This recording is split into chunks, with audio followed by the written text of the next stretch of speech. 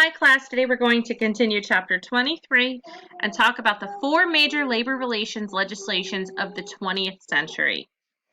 So let's go ahead and get started.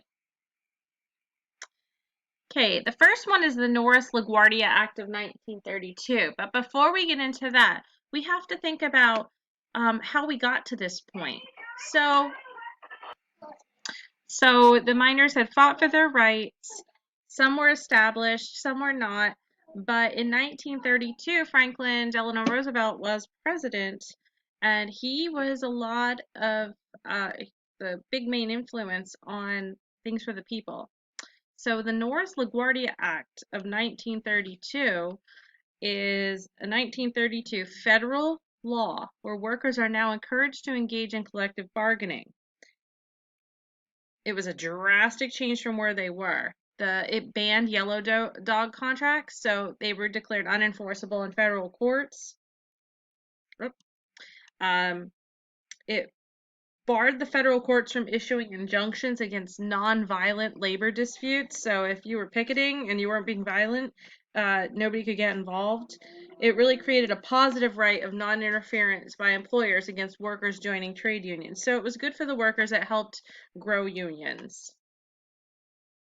So the next act was only 3 years later. It was called the Wagner Act of 1935, which was also known as the National Labor Relations Act. This banned employers from forcing workers into an employer-managed union. So what employers were trying to do is say, okay, if you want to have a union, we're going to run the union. So that kind of defeats the whole purpose of the union. So that's why it banned employers from doing it. If the majority of workers wanted a union, they would be allowed to form one.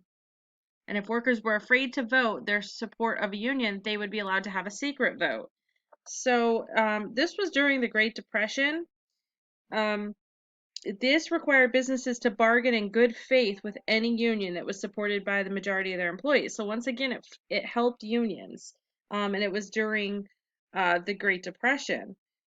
They say that the Wagner Act helped the economy because it guaranteed the right of the private employees to organize into trade unions. So it kind of, go on strike and everything. This was also signed into law by the President Franklin Roosevelt, and it established the National Labor Relations Board. So that was key. It helped with all of our rights in a union.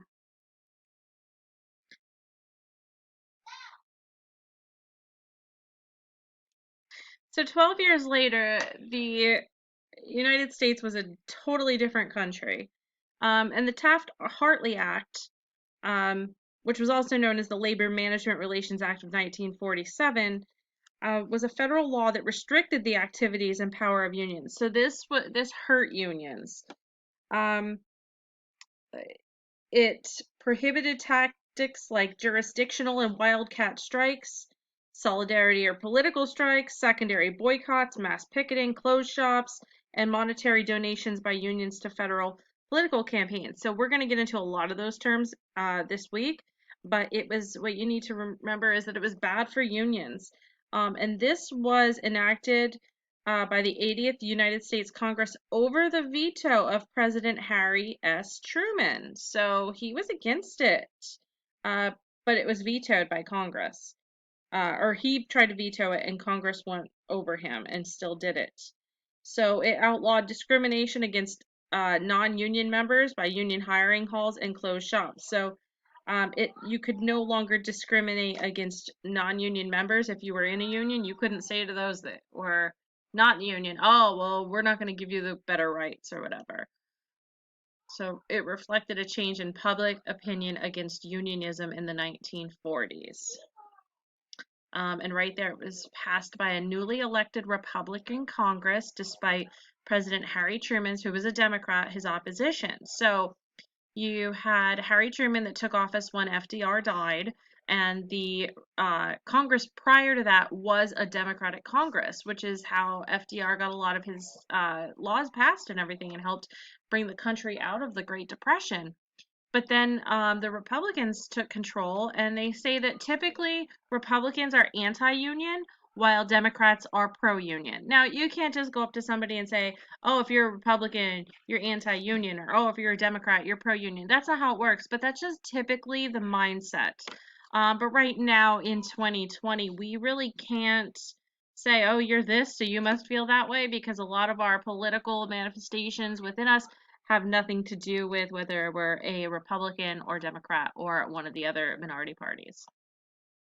And it just says workers could now hold elections to decertify unions. So you can get rid of unions. So this took a lot of power away from unions.